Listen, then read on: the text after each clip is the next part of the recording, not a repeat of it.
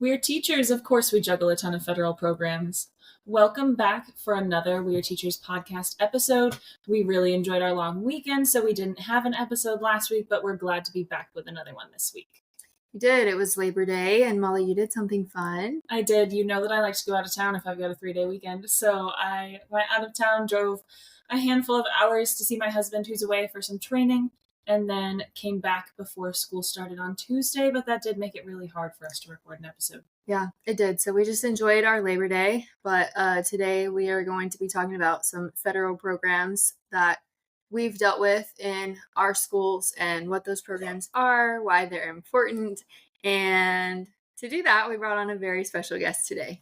We do have a special guest. We have Bobbi with us today. She's the special programs coordinator for the Title I school that we all have worked in at some point. This is her 20th year in education, and she's also Stacey's mom. Woo! Woo! Good to have you on. Say hello to everybody. Glad to be here.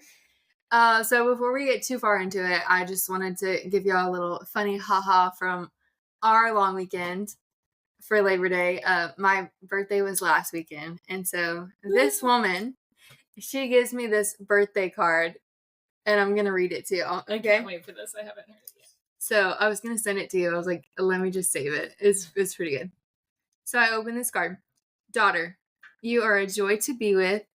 Your laugh is contagious. Your spirit is uplifting. You should have your own podcast. And you do. And we do. And so I thought that was pretty cute.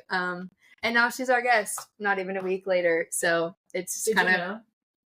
At the time I bought the card, I bought it a while back. So no. So no, not really. Wait, so did the card say this, or did you write that in there? It said that. Oh, it said that. Yeah, Like she bought that. Yeah, she just said love, mom, dad.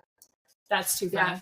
So it was pretty cute. Card. Yeah. So I got to get a little laugh out of it. That's so cute. Okay, awesome.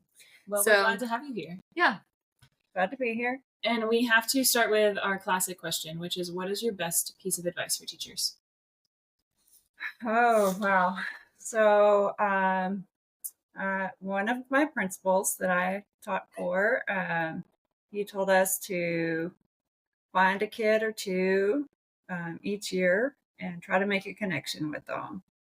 And so that kind of has stuck with me, even with what I still do. I'm not in a classroom anymore, but to try to make a connection, and kids that feel like they're cared about, want to come to school, want to learn, and they'll do more for you. So that's kind of stuck with me.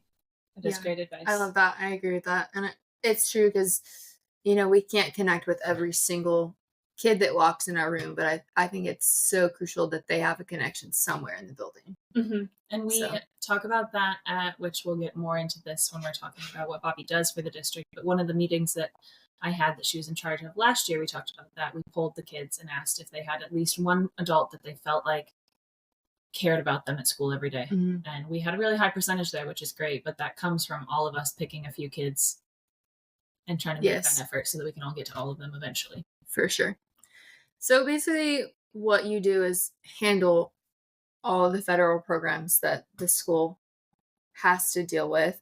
And I think that that's something probably not a lot of people realize, and something honestly I didn't even realize all of the pieces that you had to juggle for a long time. So as Molly mentioned, she and I were both campus improvement chairs. And so what that looks like is we focus on our specific campus having quarterly meetings with like a designated group of people to talk about ways to improve our specific campus. Mm-hmm. But then as the chair of that, we also go to one for the entire district where we talk about ways to improve the entire district. And so she is in charge of that. She goes to all those meetings for the campuses and for the district.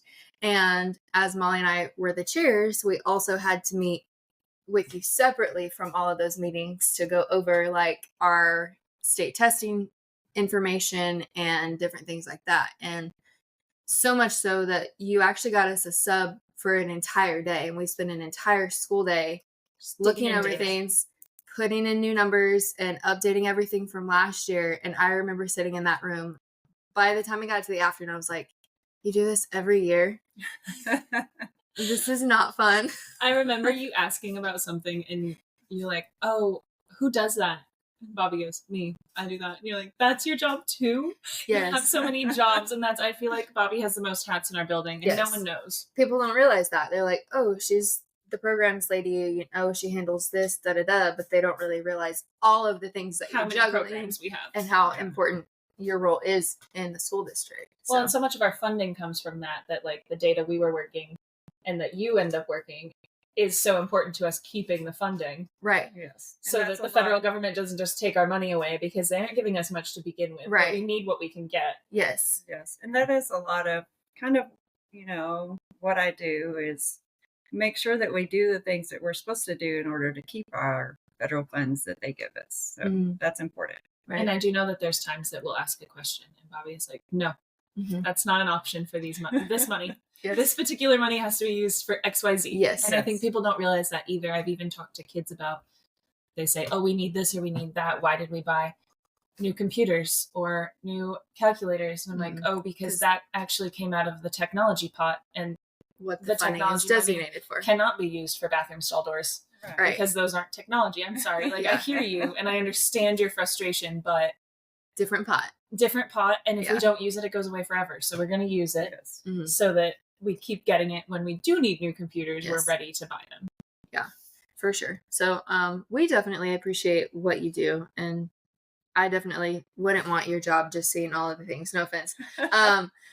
But you do a lot. And so we appreciate that. And we're hoping to kind of shine some light for others into that today so that they'll kind of understand more so.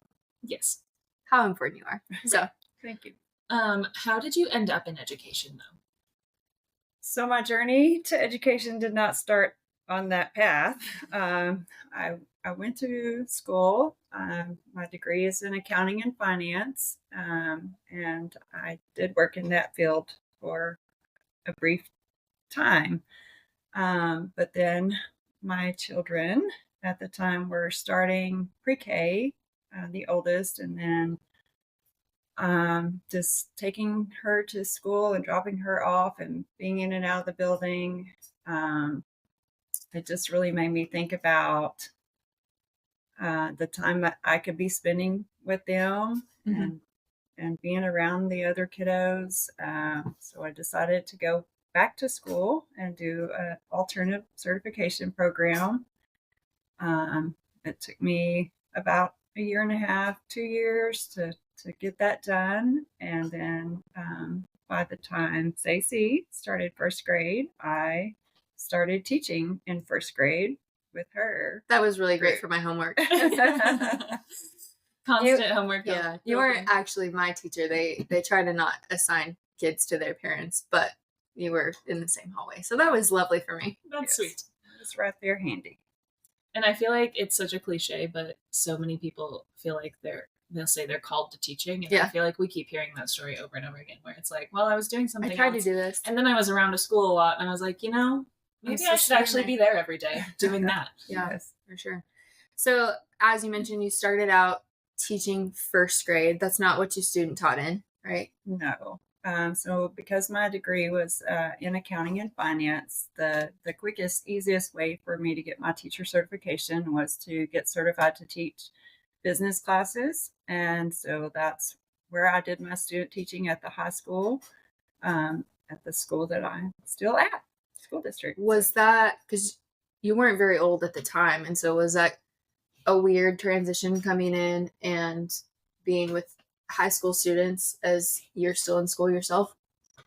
Not really. I think they hammer very hard, and especially if you're going to be teaching at a high school, that you have to make that separation clear, and that you are the teacher and not there to be a friend. Even though you're pretty close in age to some of them, but I was already a mom, and so life looked a lot different. Yeah, my life was on a different road.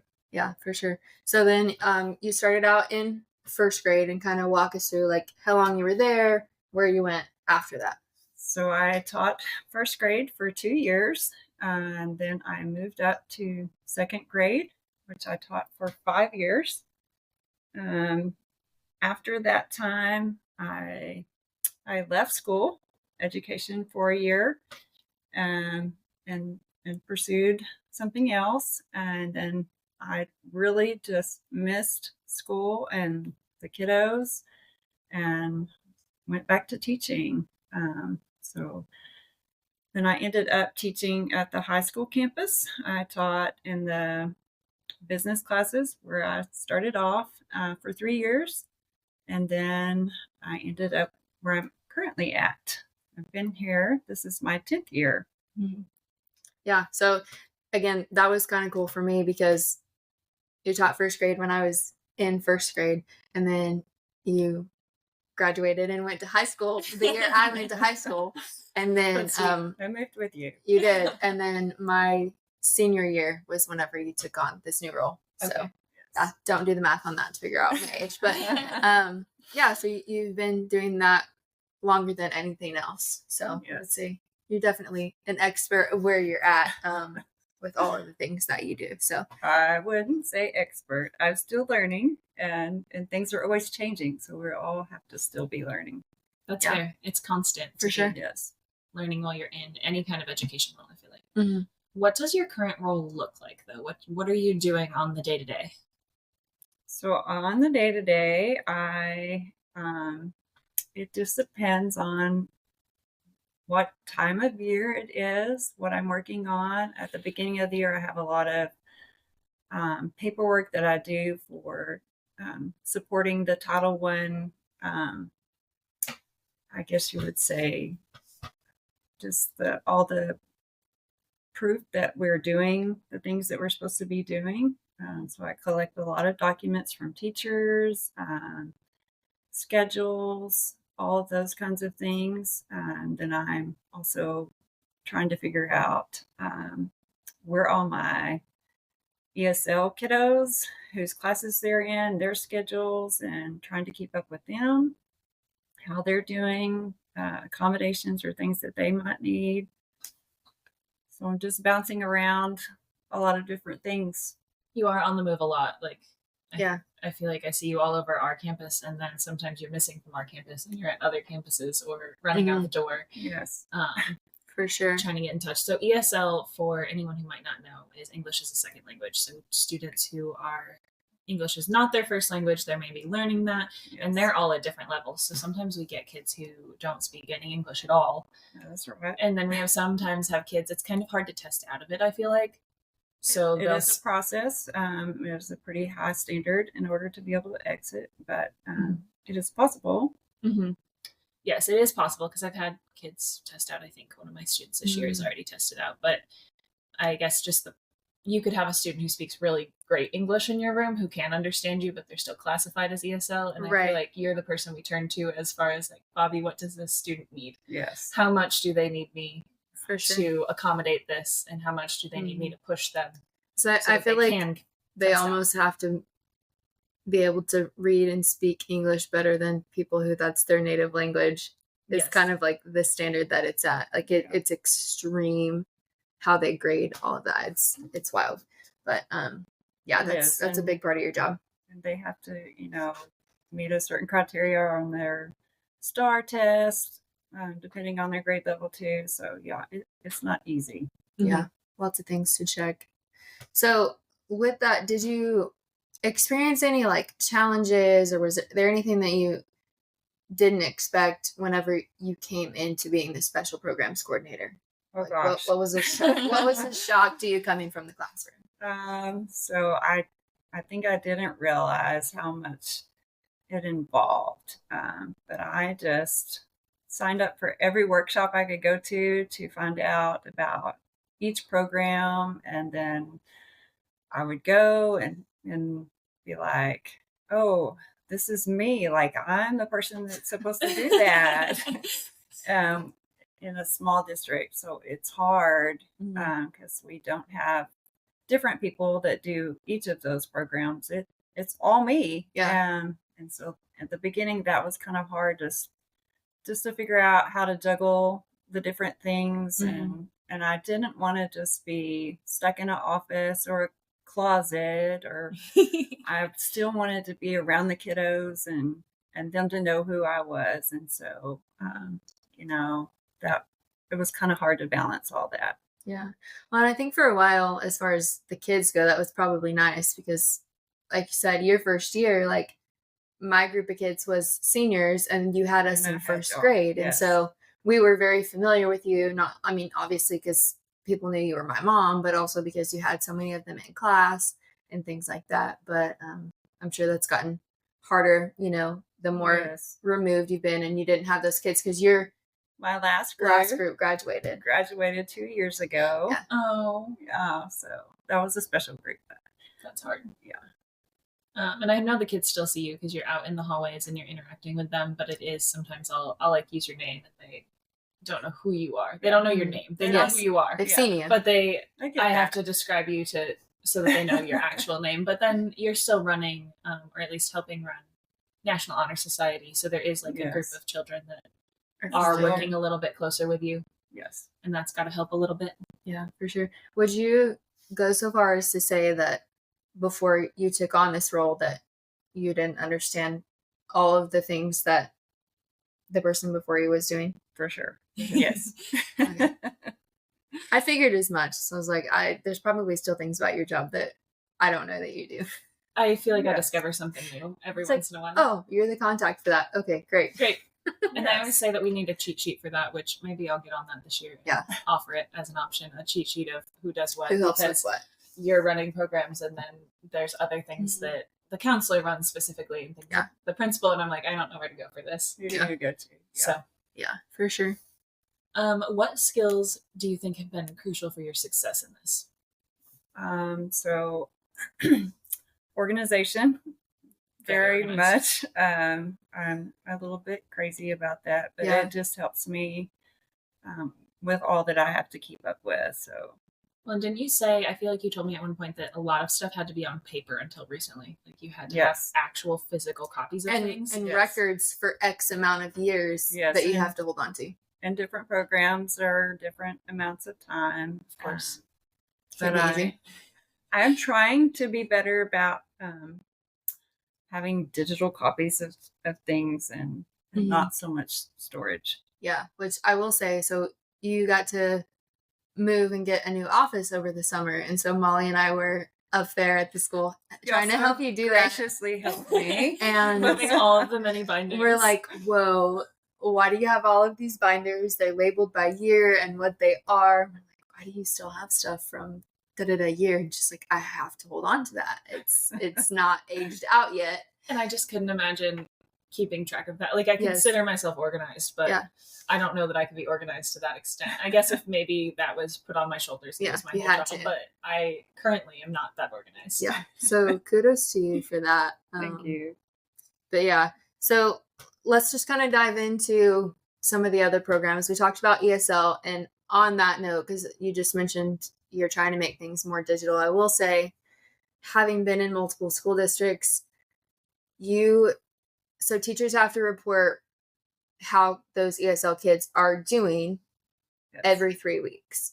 And so you need to know what their grade is in every class. So if you teach multiple classes for that student, so I'm going to use science and social studies as an example because I taught that. So you needed to know what their grade was in both of those classes every 3 weeks. Yes. And the way that you do that is super. I'm going to brag on it because you send it out through Google Classroom because we all have a classroom for our campus and it just pulls up. We have our own copy. We can go in. We tell you what their grade is. And then you also have columns for like, okay, if they are failing or struggling, why? And then if you and I need to meet to discuss why the student is not performing well. And so I think that's great. And then you don't have to come around and hand us all a piece of paper and interrupt classes and just do it. And then you get the notification in Google Classroom, yet people still don't do it, even though you've made it so easy. But you tried, so I appreciate that. And kudos to Miss Joe for pushing me to that. Yeah. Because I used to do it all on paper and go around and then have to go back and hunt teachers down. But So I'm trying to make it easier. I think now you you're can great. at least just email us when we haven't filled out the Hey, you still paperwork. haven't done that. Can you check on that in Google Classroom? I realized my problem was that I had turned off notifications for posts yes. on Google Classroom because I didn't want a notification every time a Every student time. submitted something. Yes. And so that also turned off the notifications for when you assigned something to me. That was my problem the first year that I had to do it. So then you just had to know. I when had it's to 3-week remember, mark. which I didn't always do. Oof. But Yeah.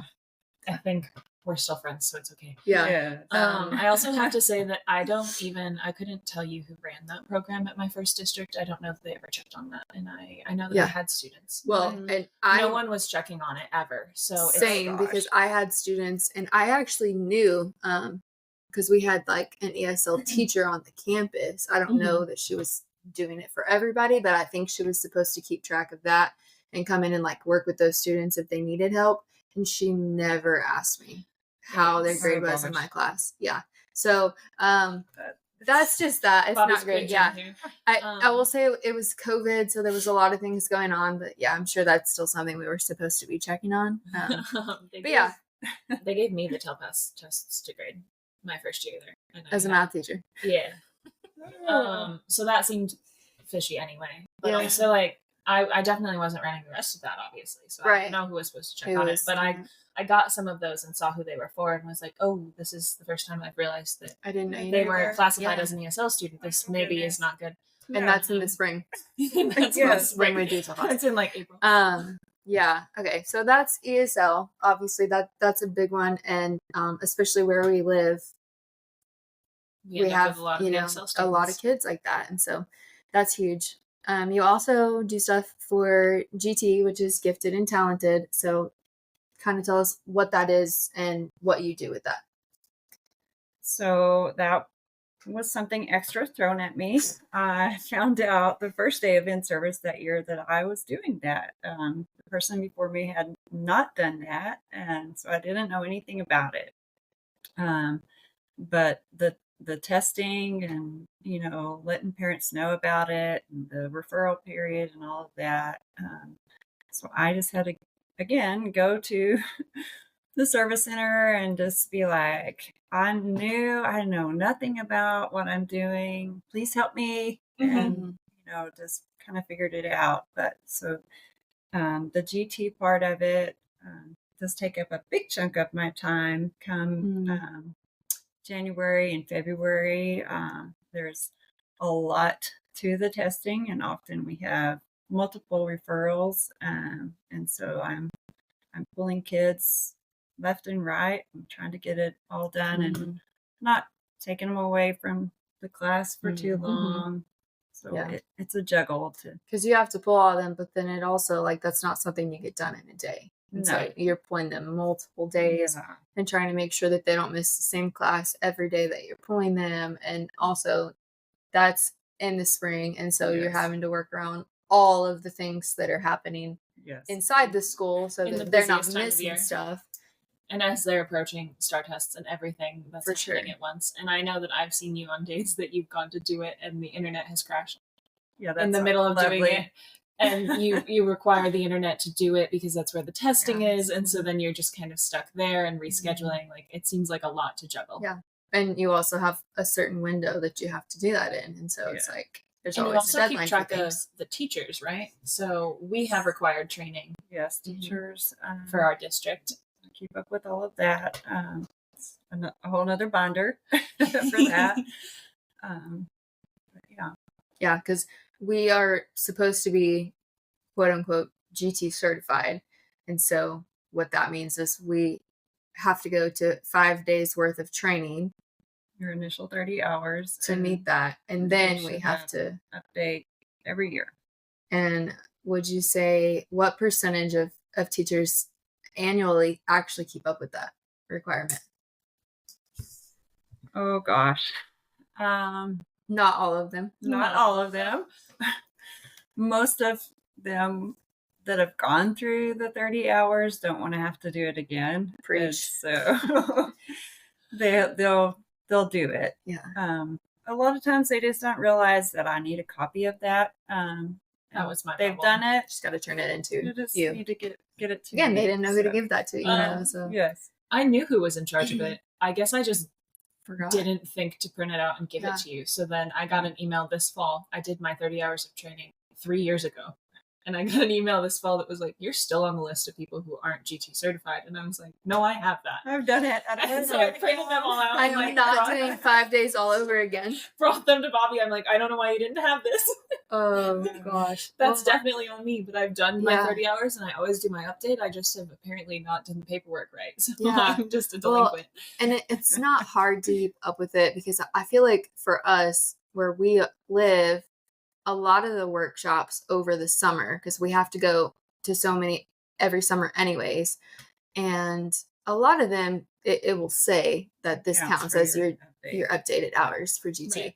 And so I just have always been mindful of that. Like even now, not being in the classroom, I'm like, just in case I ever do, like I don't want to go and repeat those 5 days because it's a lot. You're missing 5 school days away from your kids. That's even worse. But that meant I had to do it outside of class. But it was my first year in this district, and so I didn't want to miss 5 days that early. So I just did it all online. And during my off periods, I was like writing responses and doing all kinds of things. And that's also something in my first district. Nobody ever told me that I needed to go do that. And again, it was COVID. Okay, well, and I think some districts do it differently. Some of them do have a pull-out, but I still feel like teachers should know, like either way, you have those kids in class. It does help to know. And you need to know how to handle them. How to identify them, based on their tendencies and characteristics, but also how to make class more enriching and give them that challenge, because a lot of times those gifted kids will check out because they feel bored with the regular material. Feel bored. And then you're upset with them because they're raising chaos in your classroom, and it's really because they're bored because they already know what you're talking about. For sure. Or there's those twice exceptional kids who they might be SPED, they might be ESL, they might be whatever you want to categorize them as, but they could also be gifted. So then, you have this student who's dyslexic. Well, they're going to have different characteristics than, just this like plain Jane gifted kid that you're like, oh, you make straight A's and make 100 on every test. Well, that doesn't mean that they're gifted. They could just be a smart kid, or they just like work their tail off. And so I feel like teachers need to be aware of that. But at that school, we did have a pullout. Like they went every day to GT. And some schools, they don't do that. They maybe go once a week, or it's just the teachers are supposed to service them in the classroom. So that is important to note that it does look different everywhere. But that's huge for sure. There's a lot of pieces that go into GT. Yeah. Another thing that's a lot of work, especially at one time of year, is, and it's specific to this area. I hadn't heard of it until I moved here. Really? UIL. Yeah, that's not a thing at home. Okay. At home for me is the Northeast, but it's very much a thing around here, and I love it. And we had similar style, like it's a scholastic competition. We had similar style scholastic competitions, but they weren't under one umbrella org like that. Yeah. So what does your role look like with UIL, University Interscholastic League, for those who might not be from around here? So when we host at our district, and we love to host, and we do love to host, I am in charge of getting everything prepared ahead of time, which means finding sometimes judges for different events, and then also securing off-campus facilities, because there are so many rooms we need, holding rooms. Then I also have to line up meals for the teachers that come, and snacks, and then just grading. That's huge. All of the contests. And then I am very fortunate to have lots of help in telling the results and all of that lets us know who wins the overall contest. But yes, it takes a lot of time. Yes, you have a lot of help, but you're still orchestrating, I feel like, which is arguably the hardest part, because everyone being willing with hands to do something is a lot different than having to tell them exactly what they need to be doing for you. And that's it's a long day. It's a a lot of very long preparing, day. but then It's a very still a long long day. And I love a chaotic day like that, honestly. I feel like I'm always feel super accomplished when the day's over, but leading up to it is stressful.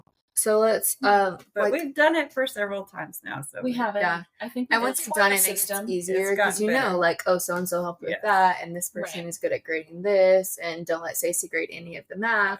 It's awesome. Which, for people who might not know what UIL is, it's like different scholastic competitions. So kids are giving speeches, kids are writing essays, kids are doing history tests, math tests, like different timed events, kind of like Scholastic Olympics. Yeah. And then the schools are competing as a whole to see who can get the most points in the most categories. So it's a lot to keep track of for one day. So there's like, they can get individually, they can place in a contest. If they did super well, they can place as a team for that contest. And then you're also keeping track of the schools, how many points they have. And then there's like, this school won the contest. And we do that at all 3 campus levels, not just the high school. So and it's more strenuous, I guess you could say, at the high school level, because at the high school level those kids can go on to the next level of competition, right? And they can win scholarships, and it can be a really big deal. They can go really far with that. So definitely matters. And a lot of kids care about that because, you know, maybe they don't do sports or they don't do whatever else, theater, arts, and this is like their thing. Yeah, and that's their thing. They want to know why you took off points for that. So definitely a big deal. So nice. And we kind of talked about this because we said that it's a Title I school, but can you explain what that means? So Title I means that it's a low socioeconomic school district. More than 40% of their students have that low socioeconomic status. So the district, it could be campus by campus, but every campus in our district is labeled that. So every campus receives funds for being that. And how do you qualify for that? How do you get that label on your school to begin with? It comes from your low socioeconomic status percentage, and then the federal government gives you funds to service those students, to help fill in the gaps in learning, because that kind of goes hand in hand with being low socioeconomic. And but they also, you know, have guidelines for how you can spend it. They want to help the most kids get the most benefit. Am I right in my understanding that our district at least bases that on our free and reduced lunch? Yes. Okay. So like correct. The kids can fill out a form at the beginning of the year and receive free or reduced lunch prices. And those numbers we turn into, is it the state? Yes. Title I state. And then they probably process that up for us and prove that we do need Title I funds. That many kids, which that's kind of what I was getting at. And I feel like that gets tricky because in that district, the school board is still paying for the lunches. Is that correct? Yes. Every student is eligible.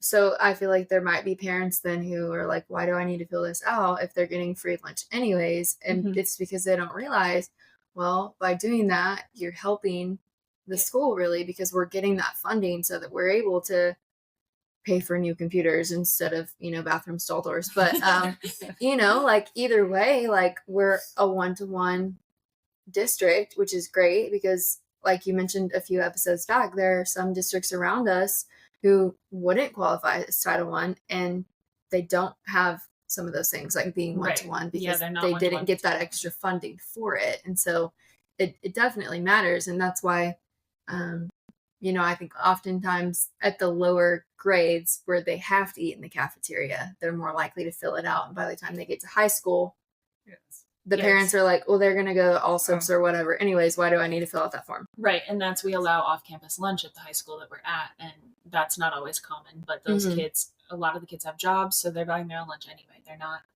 needing the school lunch. Like we have students who need that every day. That's how they eat. That's their meal for the day. But then we also have students who are working outside of school. And so they can pay for the $3 sketchy burrito from Allsup's. Mhm.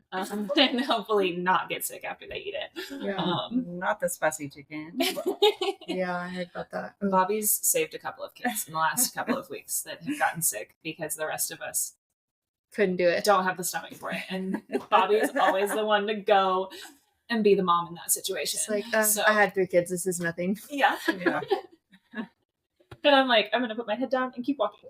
Yeah. She also has a teenage boy, so that helps. That's true. That definitely helps. But yeah, the Title I is definitely vital to the funding of our district. Because I don't know what we'd do without the extra money, to be honest. Yeah, for sure. And then TELPAS is the other big thing that I believe you're responsible for. Mm-hmm. Does that kind of encompass ESL? Is there a difference between TELPAS and ESL? So TELPAS goes along with the ESL population. TELPAS is a state assessment that those students are required to take annually. And so we give that to them in the spring. And then depending on how they do and how they've done on their other state assessments, that's how we determine whether they can exit the program or if they need to stay in the program. Gotcha. So that kind of determines their classification. Mm-hmm. Yes. And that's part of Title III? Yes, it's under the Title III umbrella for emergent bilingual students. Okay. How many titles are there?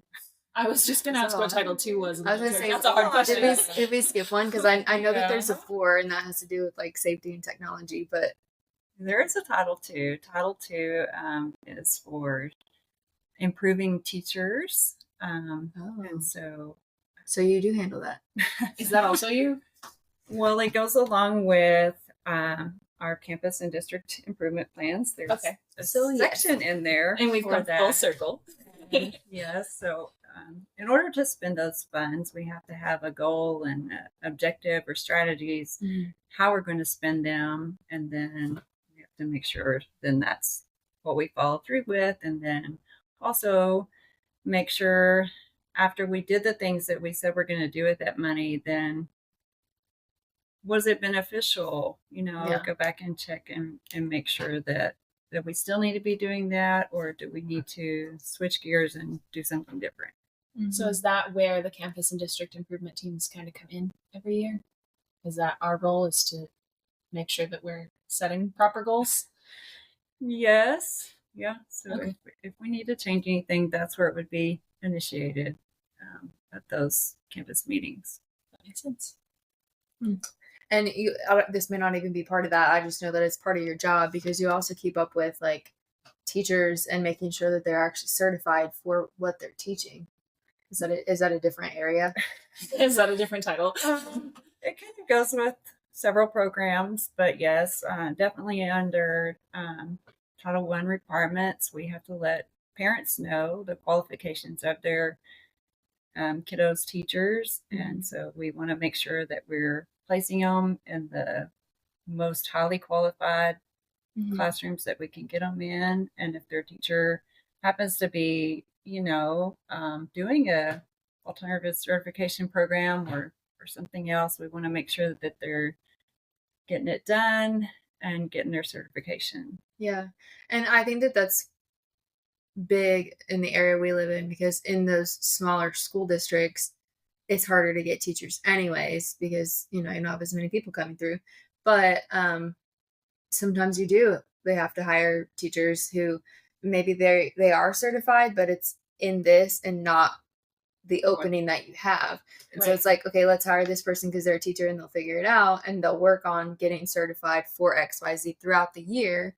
But then sometimes, like you said, it's a brand new teacher who just started their program. And, that was my experience. I was like considered an intern for a year. I was the teacher of record and I had all the responsibilities, but I wasn't fully certified until I completed a year of teaching. Right. And I didn't even realize that during that year. And then she told me, I'm like, they sent out a letter to the parents. Like, I know, I hated knowing that. They thought that I wasn't qualified to do this, but it's just part of it, and Well, or meeting even that requirement. fresh out of college, we sometimes get hires who haven't taken all the tests yet. Yeah. And so they went through a standard prep program, but they haven't taken the tests. So the letter still gets sent out. And that's, I feel like, my biggest push point when I'm talking to newer teachers, which this is not my job. I just have some that I mentor. And so I'm like, right.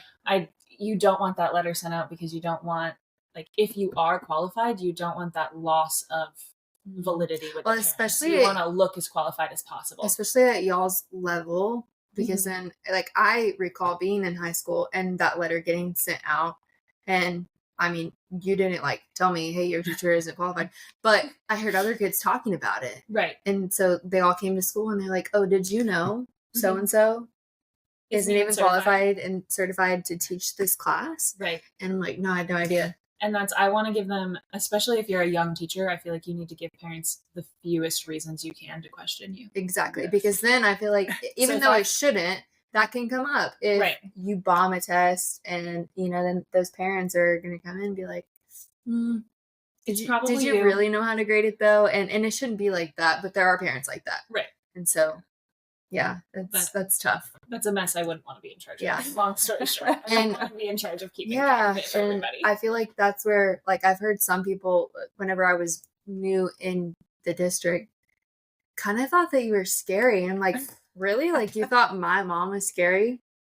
But they did, and it's because you have to come around and you have to say, hey, you actually didn't do this for me yet, and I really need you to get that done. And that's not you being rude. You're not, like, picking on people, but it's because of all of these things you have to check off. And then you have to go around and find those teachers and have that tough conversation of like, hey, you're going to have to find some time to do this, or you can't teach this class next year. I mean, some of the things where it's that black and white. Right. You meet this requirement or go somewhere else. You don't always have a time to talk to the teachers in a social way, I feel like, because you're handling so many programs that I feel like that's part of the problem is you are coming around to make sure you're getting your boxes checked. And if that's the only capacity they see you in, then you do seem more intimidating because you're just coming around you're like, I need this done, guys. I need this done. And that's totally valid. But we unfortunately don't have the time to just like sit and chat with each other all the time. Yeah. Outside of that, so they just don't see the other side of you. And then they just think that you're rather abrupt. And you're like, I'm just trying to accomplish my goals. I'm just doing my job. I'm doing my job, and I would love to help you in any capacity. Yes. And you do that. I really want to help. You do. You show up for kids, and you go to all of the little fun things you can be at. I know, like at the elementary, you go and help out with like Grandparents' Day a lot of times. And you've even coached elementary teams in UIL, which was not part of your job to do that. But I know we all wear many hats. We do. And you did that kind of to show those teachers, it's like you're willing to help and you want to be a team player, and you're not just this mean lady with a clipboard that comes around and is like, hey, love, you didn't do that. So when are you gonna? I miss Bobbi's old office, even though I know she's glad to have a new one, because I used to get to walk by it every time I went down the hallway. And so I'd just stop in and be like, hi, and chat with you for a few minutes. And I don't do that as much now because I have to go kind of out of my way and down a couple more hallways. See me. I know, and I do. I've been running like a crazy person. Yeah, it's the beginning of the year chaos. I'll settle in and I'll come visit more. Stuff for everybody. Yeah. It is. It's busy. For sure. So obviously you handle a lot, and I'm sure that's not even all of the full capacity of your job that we talked about. But why would you say like your job in all of these programs is important? So just making sure that we're doing all the things that we're supposed to be doing in order to keep our monies in our district and not having to send anything back, because if we don't spend it, we lose it in some of the programs, or if we haven't spent it like we said and followed through, they could ask for it back, and those would not be good things. That would not be good. You're keeping our doors open, is what I'm hearing. Yes. You're one of the key roles in keeping our doors open. We need the kids to show up for attendance counts, and we need Bobbi to file all of our paperwork. There's a lot of moving pieces. There is. And parents don't realize that. And I don't think teachers always realize that. No. Like sometimes it just feels like red tape that the district has put up, but in reality it's red tape that some level of government. Somebody else has decided for us. And then they've given you the like orange vest and stop sign to keep people from crossing the wrong lines. For sure. I mean, you're still a few years off from being able to retire, but can you imagine having to train somebody to take over for you? I don't want it. What do you think that would look like? I mean, would you want like an entire year with that person where they could come in and you can like show them, or because I know you didn't have that. No, I didn't have that. You spent a few months maybe kind of going in and the last few weeks really at that point when they had decided, and I knew I was doing that. So yeah. And then other jobs were added on after, but you at least got to see some of the pieces before you started. Yes. Just wow, it's just that it's a lot, and you know, I would say it takes a special person to do it. Somebody that's going to be organized and stay on top of things. Mm-hmm. Yeah. And I guess not afraid to be the bad guy. Be the bad guy sometimes. Yeah. Well, and I think it's kind of one of those things, you know, it's like being a principal, you know, like you could be a really good teacher and you don't need to be an administrator. And that falls in line with that. You may not need to be a principal. You may not need to be, you know, a GT person or the coordinator. I mean, there's a lot of extra things in the school that somebody has to do. And some people just don't need to do that. They need to stay in the classroom. So right. I think that it's going to be not a transition for me. Tough for the school to find somebody adequately to replace you. Uh-huh. Well, thank you. Yeah, you're welcome. Agreed. There's still a ways to go. Though. No, I know. I'm just like, man, like they're going to have to like be planning out a few years in advance and finding the right candidate because it's a lot to hand over to somebody. It is a lot. And to not make them want to quit in the first month of the school year starting. Well, and it's you're like, gonna oh my gosh, I'm overwhelmed. Need someone who's like go-getter is coming. Yes. Like you need someone who's willing to like get into it, see all that it is, and then be willing to take that on piece by piece and not lose anything.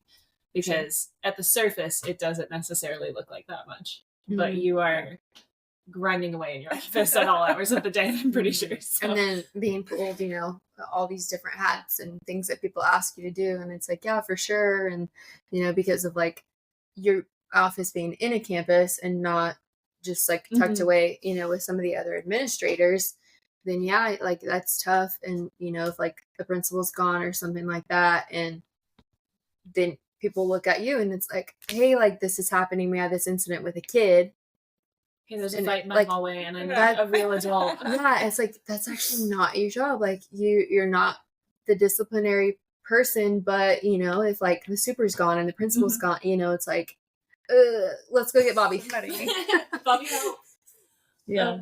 Yes. And that's, we joke about it, but our contracts in this area, which this is not normal everywhere, I don't know if you guys know, but the other duties as assigned, like there's a line in our contracts that say other duties as assigned, and your district can throw anything at you. Yeah. And that's not the norm everywhere, but it is the norm around here. Yeah. I thought that was like kosher of every job. No. Whatever we ask you to do, we just need to do it. We need you to do it, like to an extent, but not to the same extent that it is around here. And I know that people joke that Bobbi's job is really just other duties as assigned because it started as some things and it's just grown every year. This piece and this piece and this piece. Can you also do this? Because it's kind of related. Yeah. And I think part of that is because you're so organized and people know that you will do a good job and you'll get it done. You won't drop the ball. So, but that does mean you're juggling. Yeah, but that doesn't mean we should ask you to do everything. Right. So that's tough. But thank you for being here with us to talk about the programs. Yeah. Yes. Thanks for asking me. Of course. I hope that sheds some light to people who maybe don't know all of those programs are in place, or that people in your district don't know that you handle all of those things and some. So, or people who aren't teaching and don't realize that that's what's happening in the background of their child's school every day of their life. We have all of these programs and mandates and regulations that we're having to like make sure we're doing and turning that we're things through. In and all of the things. So it's a lot, but definitely I know your district is glad to have you. That it makes me appreciate the you in my district, which even she and you, it's not even the same job because there's a few things you do that she doesn't, and there's a few things she does that you don't have to do. Because again, it looks different in every district who they assign all of those little pieces to, but definitely makes me grateful that we have somebody that's doing those things. So. Yeah, we're lucky to have you. So thank you for being here with us. Yeah. Anything else you want to add? Can't think of anything. Any questions? Any wisdom for somebody who's going to go be you someday? Oh gosh, I don't know. Just stay with it and be patient and be willing to learn and do all the trainings. And maybe go to those workshops and meet the other yous in the other districts so that you have somebody you can ask. Yes, that has definitely been very helpful. Just talking to other small schools around, and it's a different person. They're, like you said, not one person that does all of the things that I do in their district. And so just talking through and seeing how other people do it, it helps a lot. Yeah, makes sense. For sure. Well, guys, thanks for listening, and we'll catch you next week with another episode. But be sure to find us on social media and follow, subscribe, whatever the platform is. And we'll talk to you next week. Bye.